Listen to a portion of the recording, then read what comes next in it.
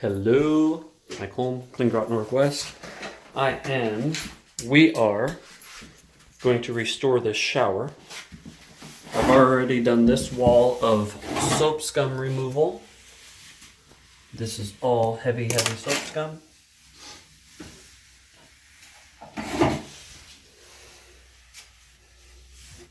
You can see it's like snow. Soap scum and some dead skin. And I'll show you how I do this.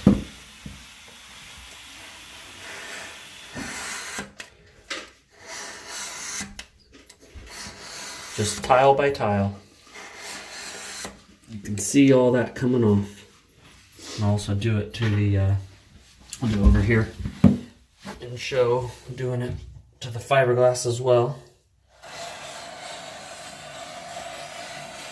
So, if these people used liquid soap, this would not be like this.